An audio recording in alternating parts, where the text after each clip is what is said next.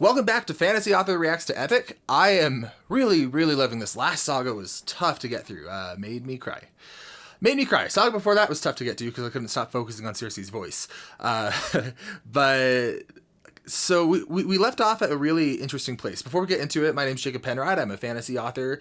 I've written about 7 books, and my debut one, the first one that I'm actually publishing, is coming out in a few months. It's a fantasy revenge story about a girl that follows her from the ages of 9 to 18 as she systematically tries to dismantle a person's life who destroyed her life and take revenge on him. Really fun stuff, happy stuff. And anyway, if you like fantasy revenge, stick around for that. But let's talk about Epic. This has been on my mind, especially with that last saga, Monster. I think that our protagonist, Odysseus, is one of the most interesting protagonists I've seen in a really long time. And that last saga only cemented it. I've seen a few people who feel like I'm giving a really ungenerous reading of this character, and I can understand why someone would feel that way. But I think that just speaks to the psychological complexity of this story, the fact that there's multiple ways to read this character. I hope it doesn't come across as me being ungenerous or in bad faith toward this cast of characters at all. What I'm trying to do is look at the difference between their conscious motivations and their subconscious motivations, and I think that tells you a very different story that's a lot more thematically rich and goes in line with how things are being written. Anyway, so we are getting into a saga. I don't even remember the name of the saga. Oh my gosh, this is embarrassing. We're in the next saga. And I think there's 5 songs this time around. We're just going to jump right into it with Suffering. Yeah, I don't remember the name of the saga. Okay, this animatic is by Gigi. Let's watch. Breaking this down from a narrative standpoint. Oh. That was interesting. So again, remember, with my interpretation, Penelope isn't just his love, but she's also an ideal. She represents safety, and his tie to trying to get home is about trying to reclaim control and get this life back that he once had. So the fact that he's seeing Penelope immediately after deciding that he's going to become a monster is really interesting to me, because it's what he's desperately trying to get back. Is it a vision? Don't you miss me more than you know? And jump in the water and kiss me, Penelope. I've told you. I'm not sure if he's dreaming or if he's actually here. It's the coloring and like the bloom lighting that's making me think it's a dream. I think he's actually there. Okay. Yeah, I think he's actually there. You know, and jump in the water and kiss me, Penelope. I've told you this before. You know I'm afraid of the water. He is? So it would make sense to me if he was afraid of the water now, given everything that's happened. But that strikes me as odd that he has a fear of the water and he's a captain. Don't know what to do with that yet. It just kind of strikes me as strange. Water, I think, in this has represented a lot of his grief and Poseidon's domain, the more monstrous side of him. So it's interesting that Penelope, this representation of his old life, even if something's off, she's inviting him to embrace that and come and embrace her. I could be getting too metaphorical.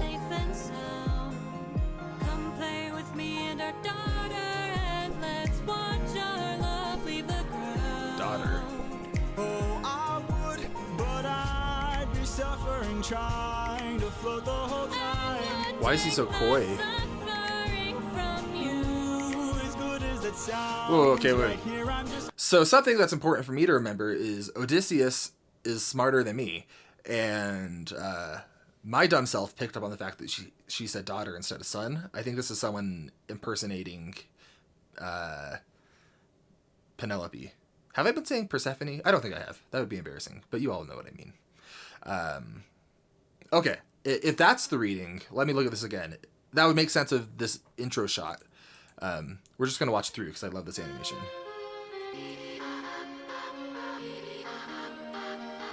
some kind of shapeshifter or siren.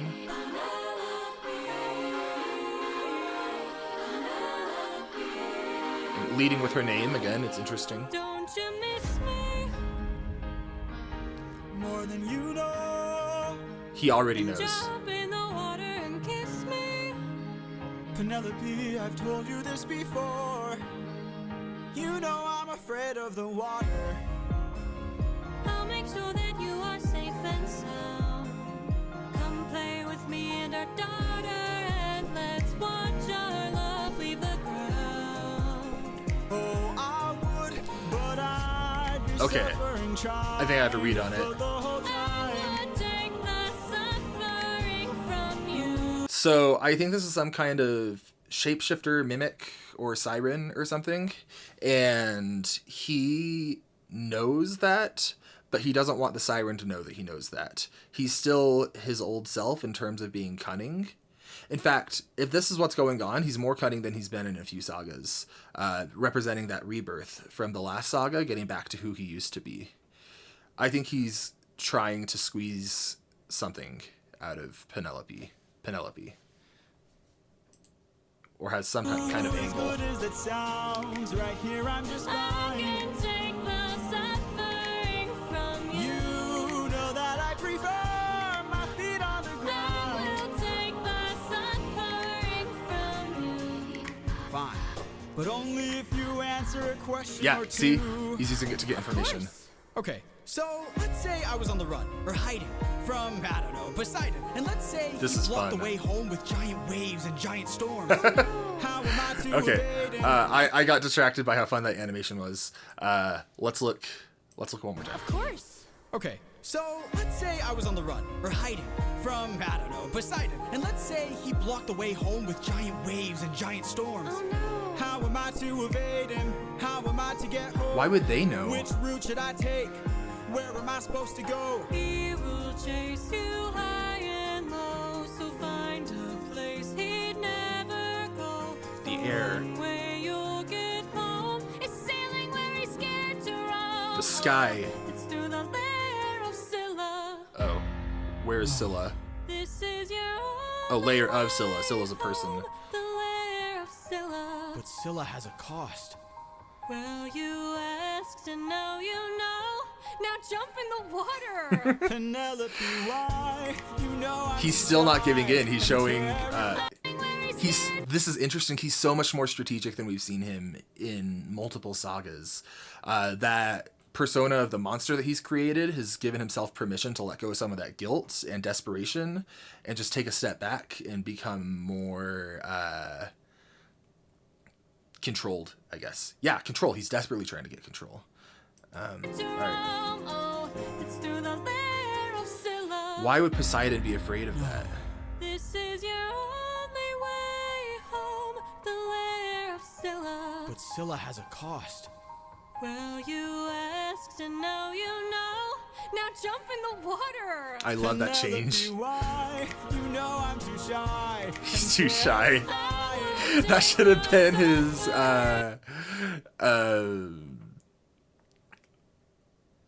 Nope, it's gone. I was about to have a really, really funny comment. You all would have clapped and cried and sang along, but it's gone, and that's what a ADHD brain does. You know I'm too shy and terrified. Why? You know I'm too shy. Interesting. He's using Penelope's name, which historically he's done after he's done something terrible, or right before. Penelope is a coping mechanism for him. So I think he's plotting something pretty gross. I don't know what it's going to be, though.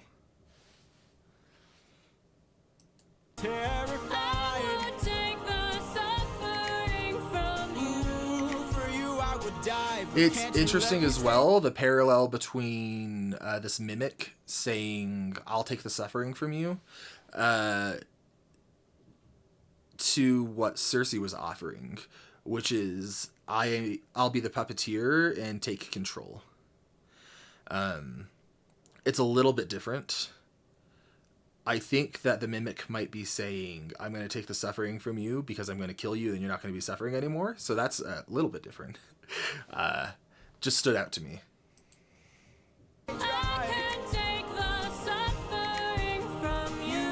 That shot is really cool. So he's testing her. He knows that this isn't Penelope, but he is giving her every opportunity to prove that she might be, which is interesting because that's not monstrous. Like at this point, I don't think he's trying to get information anymore. I think he's still humanizing his enemies in some capacity, and I think he would deny that. I also want to point out the composition of this frame real fast. It is the way it's framed with his smile. Instead of making him look happy or content, the way the camera is tilted up slightly and close on him makes him look more imposing and intimidating, and so we know he's up to something. The things I do for you. Oh. Okay. So a few things that stand out. Symbolically, it's interesting that after declaring himself a monster, he's immediately being tested by something that's posing as Penelope. Why am I saying mimic? This is definitely a siren. I don't know anything about sirens, but I'm pretty sure mimics are just D&D. And they don't even do this. I'm thinking doppelgangers. Okay, yeah, this is a siren, and I'm a big dummy. Look on the screen. Literally right now, it says the sirens right there. Oh, I'm stupid. Okay. Anyway, thematically, this is interesting. I think it's representing he has an option for an easy out, or I guess a temptation of false success, but he's so fixed on his goal now, like he's reaffirmed himself, that he's not going to fall for it. I don't think he would have fallen for it at any point in this. Yeah, not too much to say there. Thought it was very good. Next is Himura Natzel, different beast. Ooh, okay. Let's cut the charade. You are no wife of mine. So he sees right through it. You've been trying to take my life this whole time. Interesting positioning. I think he's about to do something terrible to the siren, because every time someone in this musical has positioned something as us versus them, you're going to hurt us, so we need to hurt you worse. There's been something awful that's happened. And I think this is setting up for that. I know underwater there are packs of you hiding. How? Yeah, I know exactly what you are. A siren. Yeah, smarter than me. My real wife knows I'm not scared of the water. So he was testing her there. And my real wife knows I don't have a daughter. But while you were so focused on turning my men into snacks, Again, something about us versus them. Your friends got snatched. What? We are a different beast now. We are the ones who feast now. No more of us deceased, cause we won't take more suffering from you.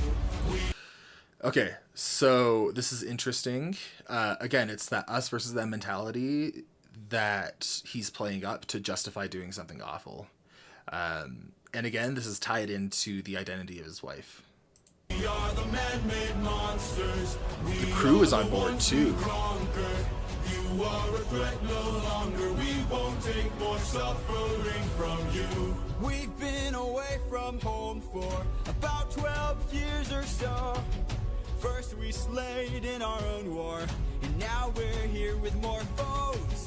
Slayed in our own war is a nice callback to Now Is Our Time to Slay from the first song. For about 12 years or so. First we slayed in our own war, and now we're here with more foes. While on the run from Poseidon, we found a ship with no crew. I realized nearby there were sirens singing sailors to their dooms. We filled our orders with beeswax. That's how we resist your song. You pretended to be my wife, so I just played along. Okay. I like the song. I think this is doing a lot of really interesting things thematically and psychologically. To be entirely honest, don't get mad at me. I think this is some of the weaker writing that I've seen in the musical so far. It's very exposition heavy, and he made a bold choice to go for non-linear storytelling, where he's showing us how Odysseus was informed by these things that he's done, but we didn't have the tools as an audience to piece any of that together. So it's kind of a leap of faith I don't know, he's kind of just solving the problem, and then after we've already experienced that, we're retroactively getting this information. And we didn't have the tools. It feels like there was a song that was cut to keep the pacing tighter. I could be wrong, but it feels like something's missing where we're not getting the setup that we need for this payoff, and so it feels a little dampened to me compared to what this could have been. But looking at the dialogue itself, or the lyrics themselves, it also feels a lot more tell heavy than showing. Almost like an exposition dump of this happened, and then this happened, and we were doing this, and we were doing this. And I don't feel like that's up to the standard that this musical set across everywhere else, where it's been really good about trusting the audience, of having multiple interpretations of what's happening, and not being afraid to show. For example, think back to that lyric, "Look at the way you grip your sword, it says enough," or something like that. Like, that does so much. Whereas these are just very blatant and outright and saying this happened, and then this happened, and we did this, and we did this, all while not necessarily giving us the tools to figure that out ourselves first, which can work. It's just a bigger ask and harder to pull off as a writer than if you had done it linearly. So I think this was a little experimental in some ways, and it's not totally working for me. Again, I still like the song, and I like what it's doing for the characters. But from a writing perspective, I think it could have benefited from another draft. Wow, it took 21 songs to have a legitimate criticism. Outside of just, like, word choice. Singing sailors to their dooms. We filled our ears with beeswax. That's how we resist your song. You pretended to be my wife, so I just played along. Yeah, and he's going to do something horrible to this because he's invoking his wife. He uses his wife as a justification for doing awful things. And again, I don't think that means that he doesn't love her. I think this is very, on a conscious level, this is 100% about him loving his wife. But subconsciously, his wife is an idea, like a tool. I read your lips and phrases, scanning for information. Sirens know about every route and horizon. Now I know how to get back to my island. We are a different beast now. Yeah, the writing's just a little clunkier than his standard. Just a little. Again, it's us versus them. Oh, that shot is cool. Look how this is framed. They have so many characters, but they take up such a little amount of the frame. In fact, I think in size, the shadows take up more of the frame than the sirens, and that makes them look innocent and vulnerable. And I think that's just setting up whatever they're about to do to them. From you, we are the man-made monsters. We are the ones who conquer. You are a threat no longer. We won't take more suffering from you. Why? So you can kill the next. Asking for mercy, which we have seen does not bode with Poseidon, and now that Odysseus is embracing his Poseidon side, his monster, he's not going to let this go. You can't drown a siren, can you? That's okay. That's a stupid thought. Stupid thought, Jacob. I was going to say he's going to drown them, and it's going to be like metaphorical mirroring of what Poseidon did to his men. And then our first monstrous act that we see from this monster version of Odysseus would mirror that. You know, I don't know about sirens. Maybe you can drown them, but I don't think that's happening. Spare us, oh, spare us, please. So you can kill the next group of sailors in this part of the sea? Nah, you wouldn't have spared me. I made a mistake like this. It almost cost my life. I can't take more risks of not seeing my wife. Yep. Cut off their tails. Right We're there, look. ending this now. His wife directly segues into cruelty. Can't take more risks of not seeing my wife. Cut off their tails. We're ending this now. Throw their bodies back in the water. Let them drown. Good lord. Oh, let them drown. Okay. Oh my gosh. We're ending this now. Okay, so they can drown, and that is relevant mirroring to Poseidon, like poetic framing. Throw their bodies back in the water. Let them drown. Oh my gosh. Oh, he is a different beast. They changed it from we to he.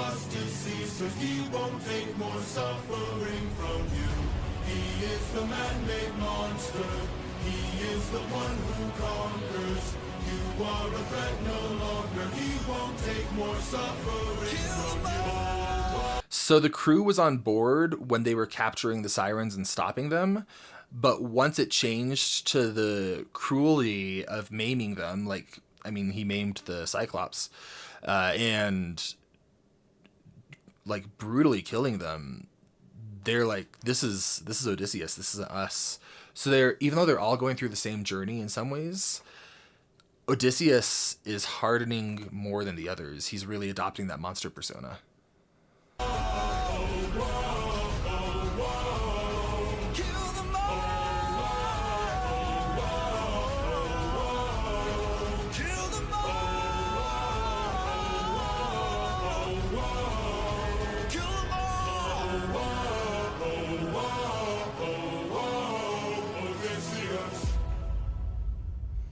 Oh my gosh.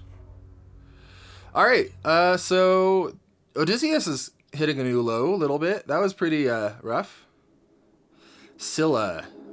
I think Scylla's a person or a monster. The lair of Scylla. This is Britpop Pixel. Okay, so they've sailed on. This is our only way home. Deep down. Oh, that voice is beautiful. Quiet today. Deep down. Not much to say. He's planning something. He's planning something bad. I don't know what it is. But Eurylochus, the probably person who knows him best, who's left, the last living person who knows him the best, I think I'm saying that right. Eurylochus probably knows Odysseus currently better than Penelope does. And he's noting that something's off. He's quiet. Okay.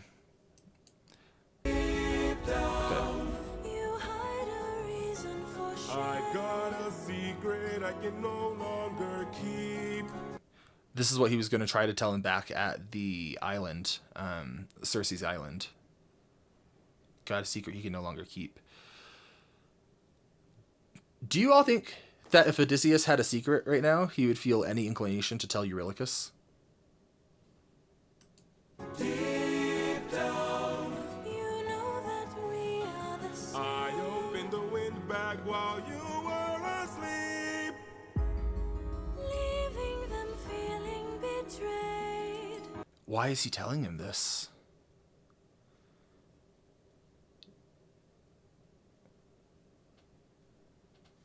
That's such a betrayal. He's feeling guilty about it. But unlike Odysseus, I think he's facing this head on. And he's been trying to for a while. I think Odysseus is just going to ignore it. I'm so sorry.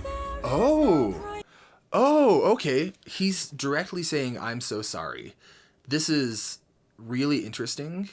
I know I got a little bit of pushback in Ruthlessness for saying that Odysseus didn't apologize, because apparently in ancient Greek culture, explaining yourself is a form of an apology. But I think it's important to remember when you're writing that this audience isn't for ancient Greece. It's very much adapted for a 21st century audience. And when you're writing and you want something like that to come through, like if there was if that was intended to be an apology from Odysseus back then, there needed to be something to flag it as that, but there wasn't. And a lot of how everything's been presented has been curated for a modern mindset, rather than trying to be an immersive look at an authentic Greek culture. And so I would respectfully push back on anyone who's saying that Odysseus apologized. I can see where you're coming from. And I think that this right here is a direct representation of what an apology within the rules of this story looks like. And I think that's done for a reason, because it's contrasting. Odysseus and Eurylochus have gone through similar things. And while Odysseus is hardening, Eurylochus is softening, or he's trying to become better.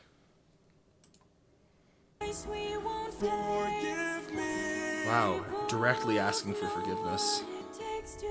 He just brushes past him.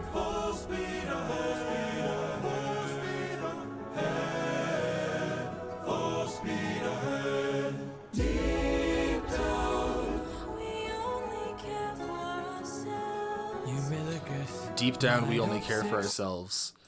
It's including this Scylla monster.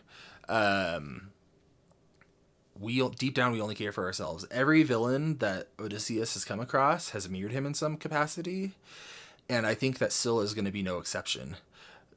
Scylla's lair is where Poseidon's scared to go, and I think Scylla represents an escalation of Poseidon. Where Poseidon is this monstrous side, he still has like rules that he's operating within. Like, it's not just mindless violence. And I think that Scylla is going to represent an escalation of that to what the ultimate extreme of Odysseus's cruelty will look like. And if that's the case, I think we're about to see something really, really gross from Odysseus. I don't know what. Let me make sure I didn't forget anything.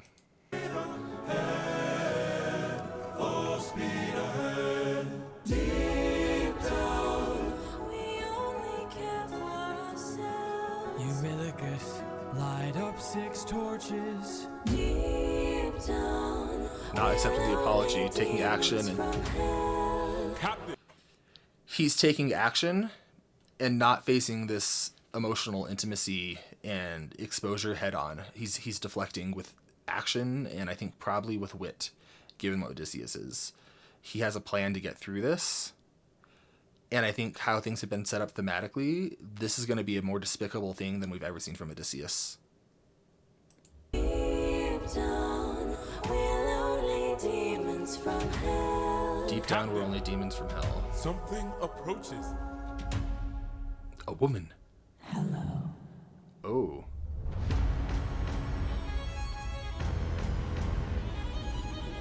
She's got multiple heads. She's got 6 heads, 6 torches, 6 sacrifices, prophecy, sacrificing 6 men. People are dying. Brother sacrifice. Oh my gosh. It's a distraction so they can get through.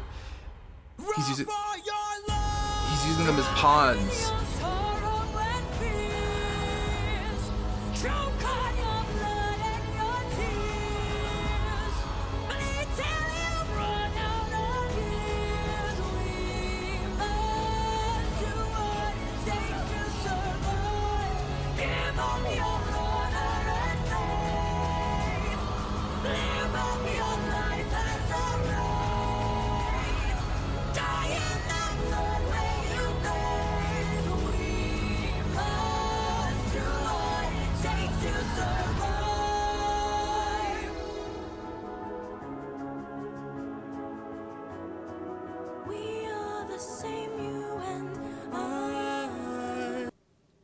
Holy shit. Sorry. Let's break that down.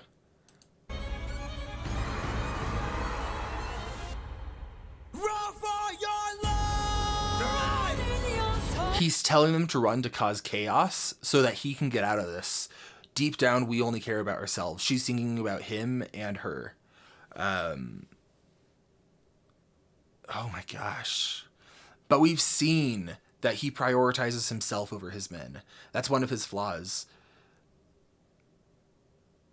this is an interesting mirror to Eurylochus on Circe's island, when when Eurylochus said, "Let's leave them, let's get out of here alive," and Odysseus said no.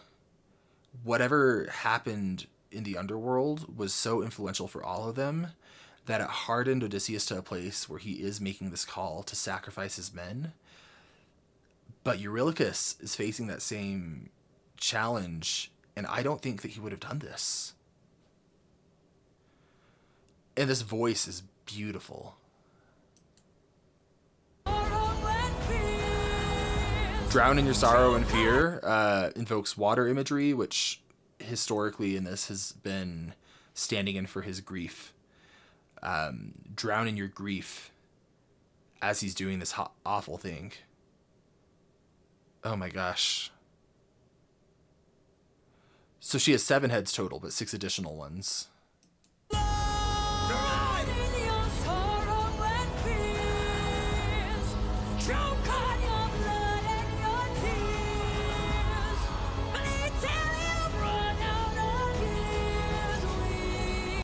Bleed till you run out of years. Contrast this with Poseidon's lyric of, I need to make you bleed, I need to make you drown, or whatever he said. That was so much more controlled than what's happening here. This feels so much more insidious. I think it's only 6 men that he's losing here. But with Poseidon, I could understand why he's doing it. He's doing it because he's protecting his ego. He's doing it because he has the same fatal flaw as Odysseus. But with Scylla, she's just destroying to destroy. And that's what Odysseus is being mirrored by after becoming a monster. It's saying this is what you're going to become. Someone who destroys for the sake of destroying if you're not careful.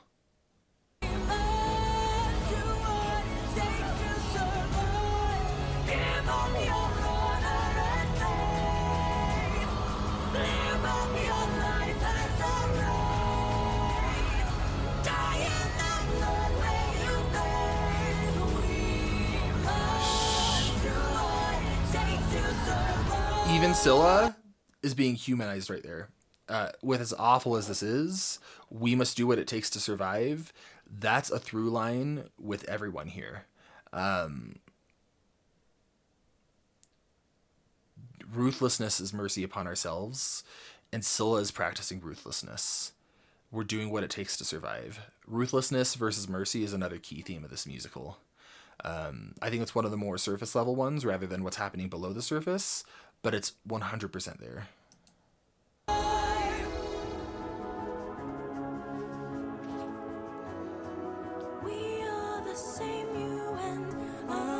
Directly saying it.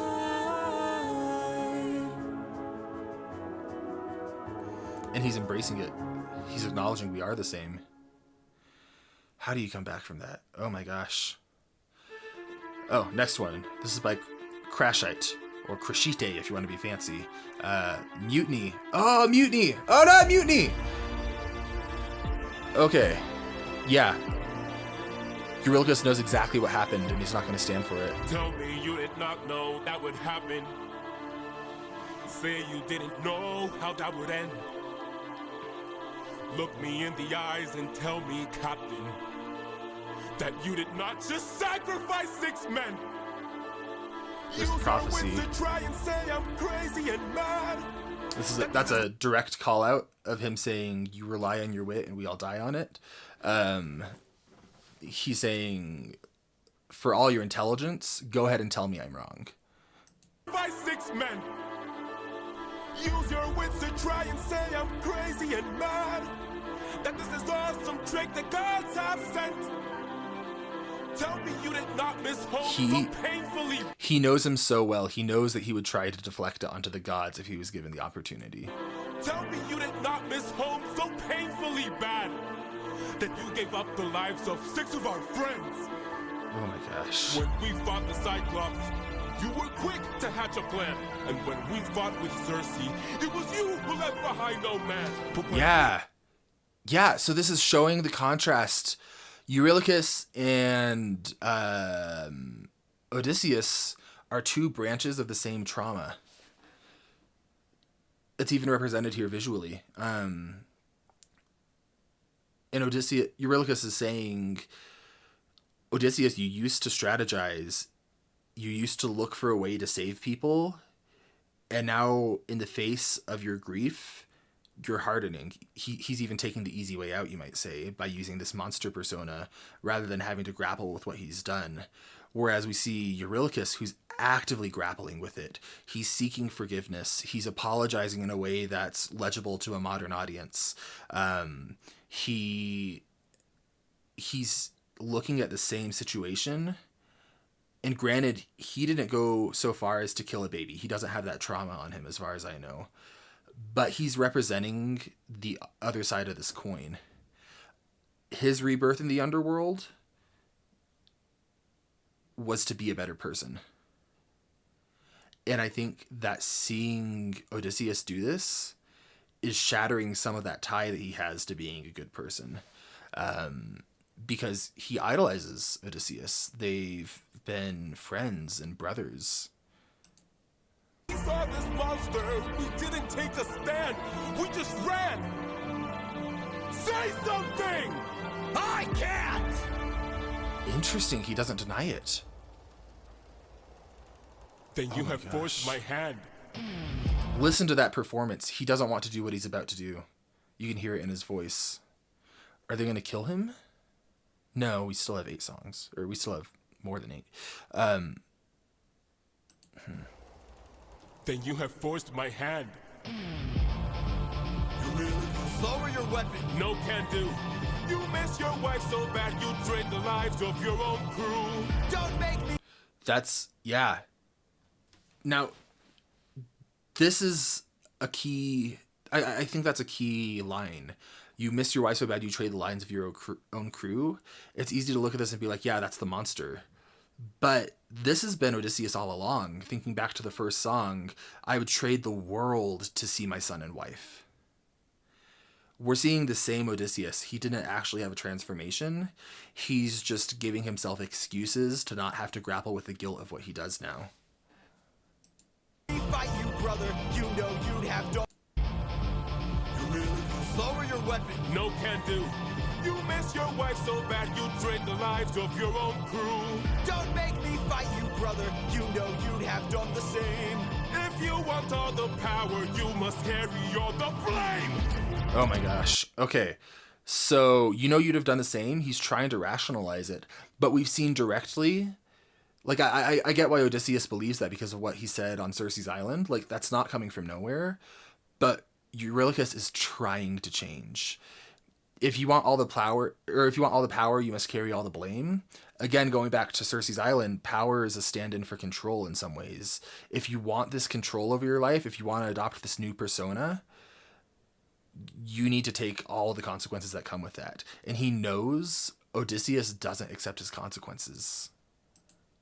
So bad you drain the lives of your own crew. Don't make me fight you, brother. You know you'd have done the same.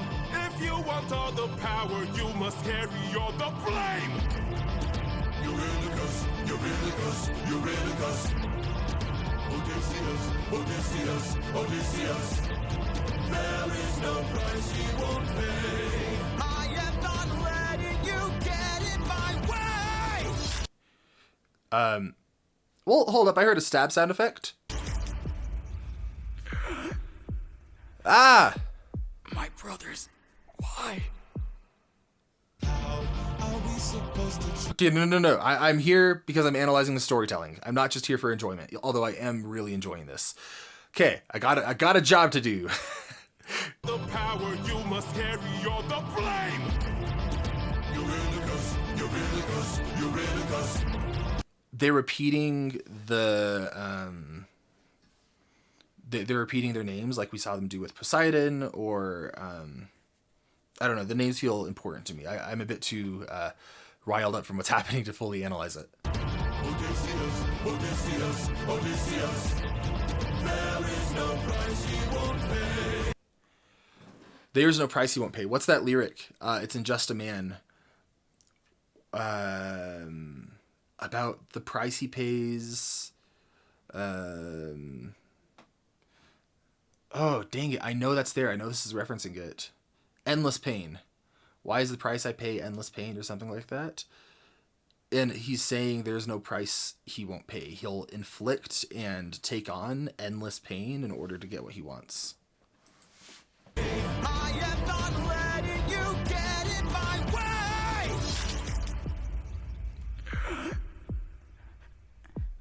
My brothers, why? Oh my gosh. How are we supposed to trust you now? Luck was out of that. They can't trust him. Your luck's run out. Now the time has come to shut you down. You relied on wit, and then we died on it. Whoa. This has been building for a long time. This isn't coming out of nowhere, and this isn't even coming just after the prophecy. This is written in a way where you knew this was happening. I think I even said, like, he doesn't want a mutiny back in the Ocean Saga. This has been built up. Ever since Polites died, everything's been different.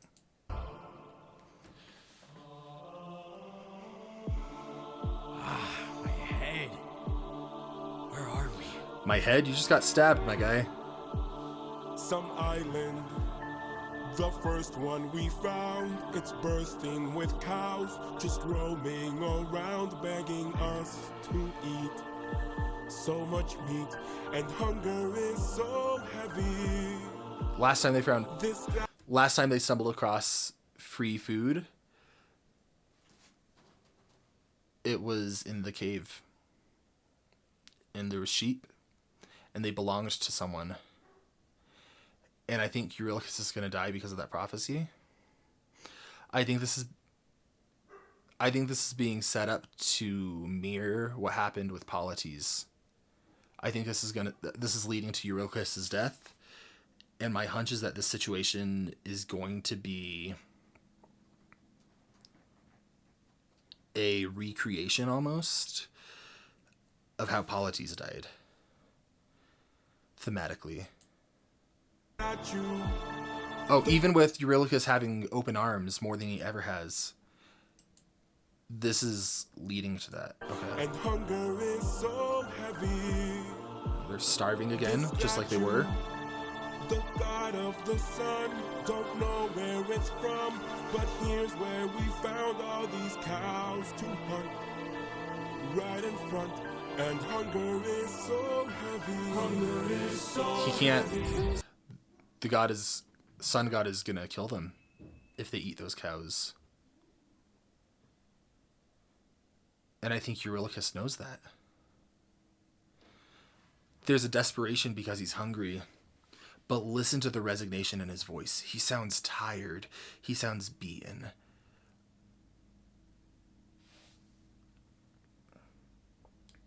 I think they're going to eat the cows, and the sun god is going to come kill them.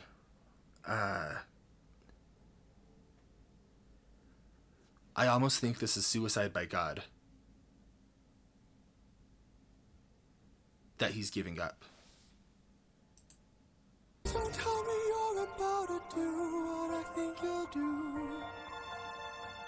They care about each other still Oh, through we're everything. never gonna get to make it home. You know it's true. You don't know that's true. This is the Oh, okay, so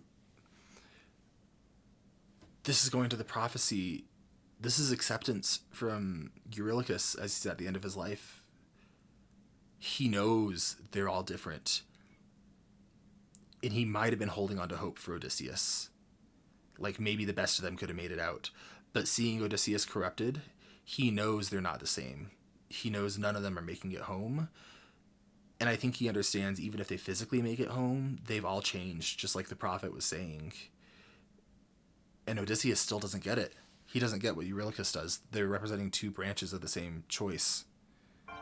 Odie, we're never gonna get to make it home. You know it's true. You don't know that's true. This is the home of the sun god. I'm starving, my friend. But if you kill his cattle, who knows what he'll send. This is the home of the sun I'm god. tired, my friend. But we're so close to home, this can't be where.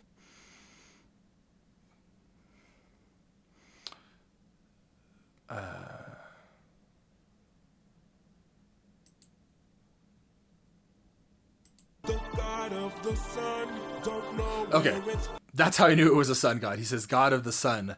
I was like, what is going on? Am I a prophet? Because I knew it was sun god before he said sun god, and I was freaking out for a little bit. Okay.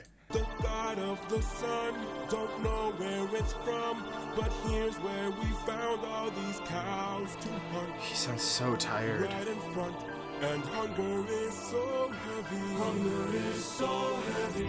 So tell me you're about to do what I think you'll Oh, the do. desperation in his performance.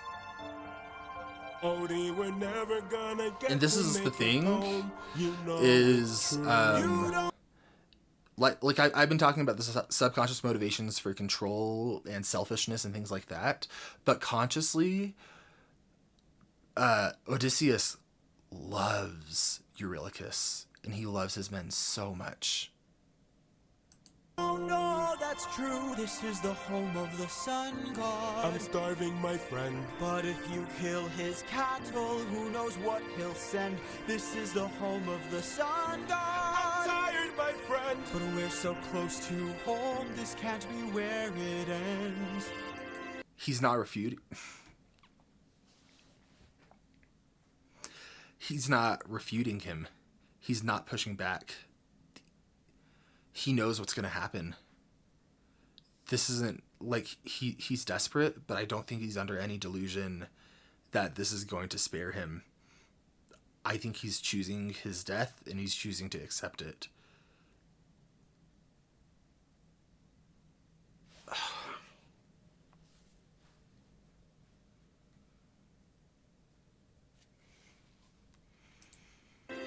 How much longer must I suffer Please now? don't do How this. much longer must I push I through need doubt? to get How home. much longer must I go about my Eurylochus. life like this when people die like this? Whoa, how much longer? They all know. Like, I think if they could get home, they would. I think this is a suicide. And Odysseus knows it. And he's watching his last friend choose that right in front of him when he can't do anything about it. Holy shit. Must we suffer now? How much longer must we push through doubt? How much longer must we go about our lives like this when people die like this? Eurylochus, no!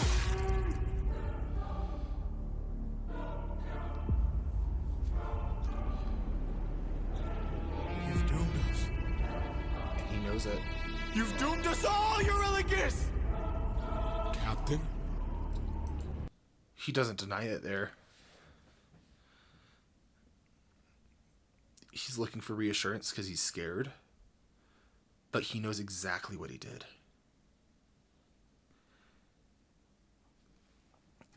I don't know that anyone fully wants to die. Just like... That's an insensitive thing I just said. Because that's diminishing to experiences that people had. What I meant by that is I think that there's always this instinct in someone, like the survival instinct, trying to keep you alive even when you've given up. And that's what that last captain is representing for me. That's what I'm picking up on it. He's just looking for comfort, but he knows what he did. The sun god's gonna kill him. We need to get away from this island now! Grab an arm with all Running the from strength your consequences. arms allow! Desperate. These Face cows it. were immortal. They were the sun god's friends. And now that we've pissed them off, who do you think you'll send? Who he'll send, so it's not the sun god. Faster! Faster!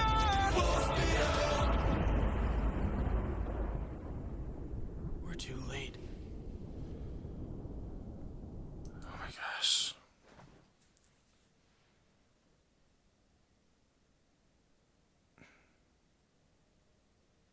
You can hear it in the performances and in how this is written.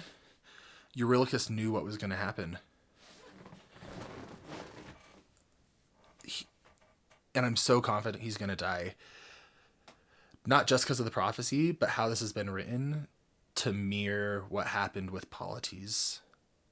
One of the worst moments in Odysseus's life, and he's being forced to go through it, showing that his choice to become the monster, it's not fixing anything.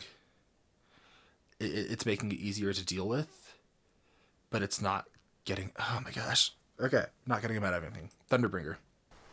This is by Neil Illustrator.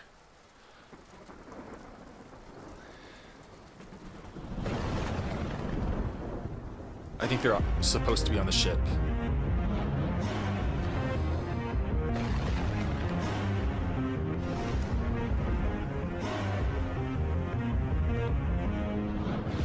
Zeus. Okay.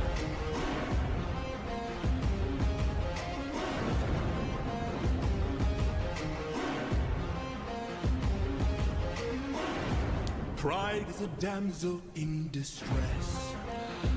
He didn't announce himself. Did anyone say Zeus? Or was the thunder announcing him? Pride is a damsel in distress. Okay, so it's setting up a metaphor. The writing, by the way, I criticized it in Different Beast. It immediately got better. It was just like one hiccup. So I'm not having that issue anymore at all. Pride is a damsel in distress. Hiding away where only I can undress her. First off, that's a very Zeus metaphor from what I understand. But that tracks with what we've seen, where pride is both Poseidon and Odysseus's fatal flaw. And Zeus is saying it hides itself beneath the surface. It's false righteousness, but I can undress it. I can show who you really are. If that's what he's saying, I have a bit more thoughts on that, but I want to make sure that's really what he's saying. Trial she cannot to confess. In the end, it's all the same once I apply all the pressure. Thunder. His voice is divine. Literally. Okay. There are no reliable narrators in this story. He's framing this to say, I can show your true self, but he's taking trauma and masquerading it as his true self. Because last time Odysseus faced Zeus, he was put in an impossible position where he had to kill a baby. And then he internalized that as something about him, when in reality, I can't say definitively, but I think a lot of people would have made that exact same decision. And Zeus takes pride in that.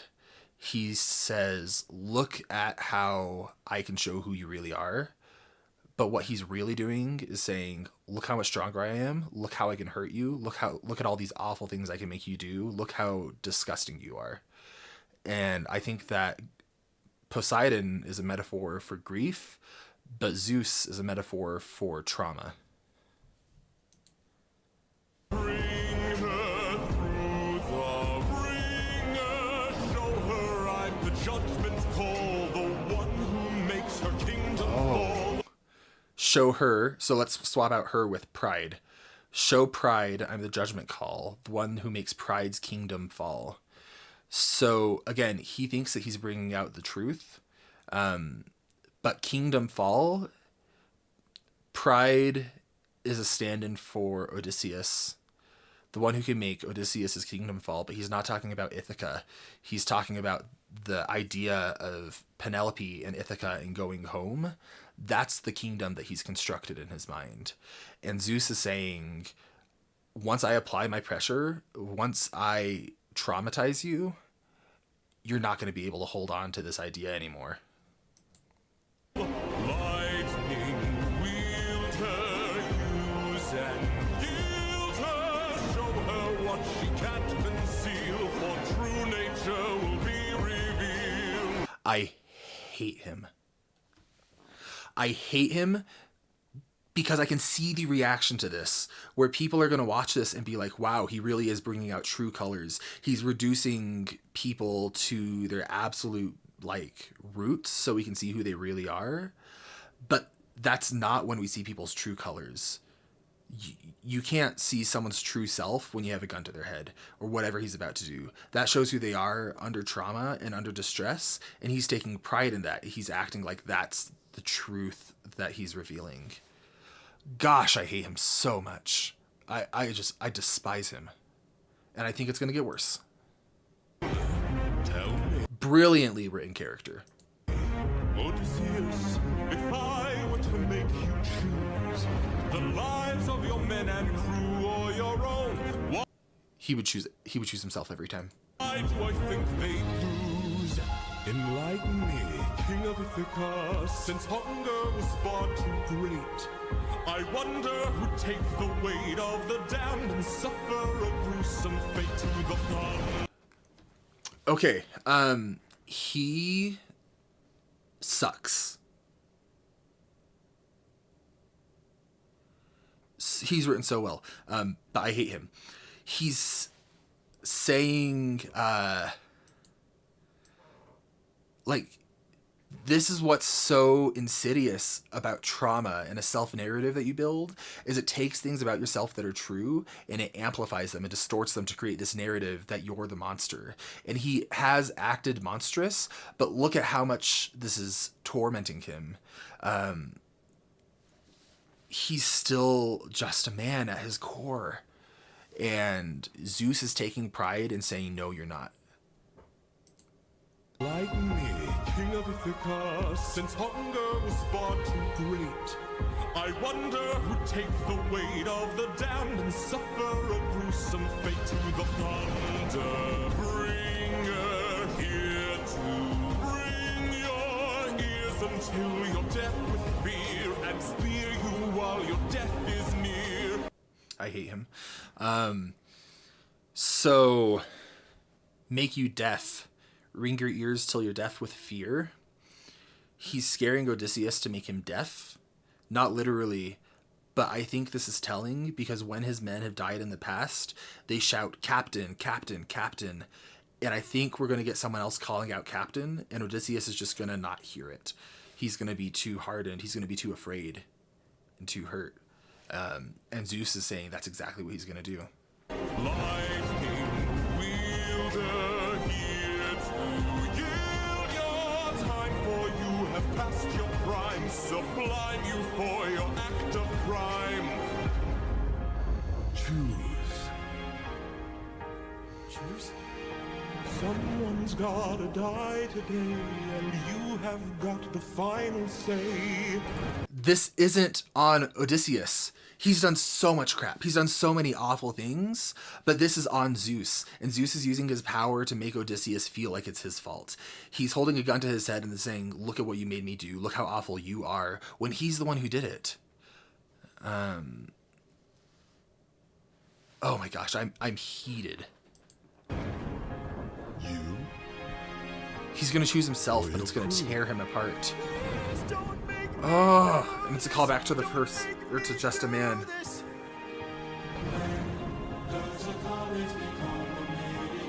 Oh.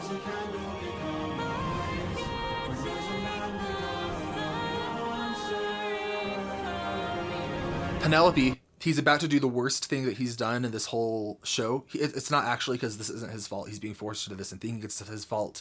And we're not going to victim blame and say that this is Odysseus here. But right before he makes this choice, he's undoubtedly choosing himself.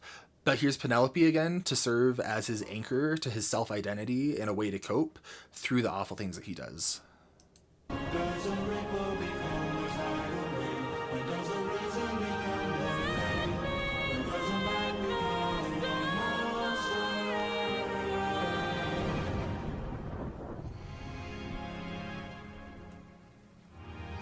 He's going to invoke Penelope as the reason right before he does it, I bet. Or right after.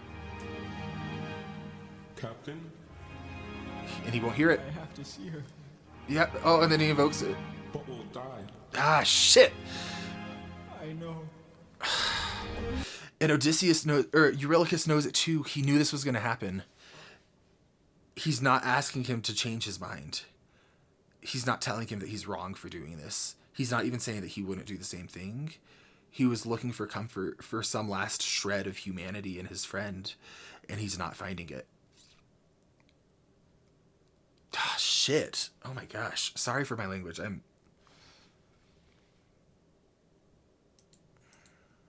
But we'll die. I know. This isn't Odysseus' fault. Thunder, bring her through the ringer. Show her I'm the judgment call, the one who makes her kingdom fall.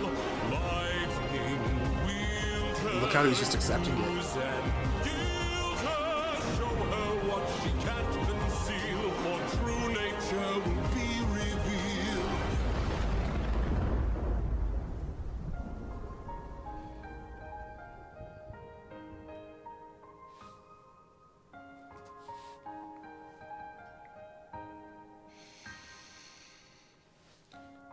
Is that where it ends? How did you all do that when you didn't have more to keep watching? I have not hated a character in this whole musical more thoroughly with all the fire of my soul than I hate Zeus. Because Odysseus' first big trauma in this, when he killed the baby, was Zeus's fault. And he made Odysseus think that it was his fault. But you don't... It's not agency when it's under duress.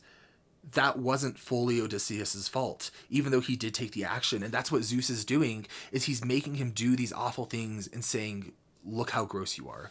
Look how awful you are. Look how lowly you are. And he did that exact same thing here.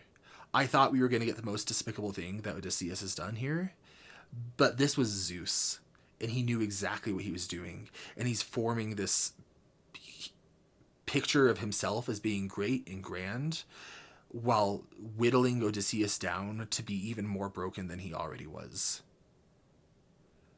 Gosh, I hate him. That makes me like, I'm viscerally mad at Zeus. I don't blame Odysseus. First off, it's 100% in character, incredible writing. But we can't blame him here. He didn't truly have free will at that moment. He technically could have chosen himself. Zeus probably would have killed everyone. Maybe not. Technically, like, he could have said the words, spare them, take me. But that's not your true self. That's not true agency. That's a distortion that trauma is telling him to make him think that he's even worse than he is. And he already has such a fragile self-image, despite what he would tell you. Oh my gosh. Okay, I could keep going. I want to do, at some point, when I finish all of this, a full character analysis of Odysseus, and I would talk about this more. I thought I was going to come out of this really mad at Odysseus. But my heart just breaks for him. And Eurylochus really came through in the saga as an incredibly written character. And a look at what Odysseus could have been. And I really think that he knew what was going to happen. I think this was suicide by God. Oh my gosh. If you want to read my writing, stick around. I'm going to have it out in a few months, but I'll see you all in the next one. Oh my gosh.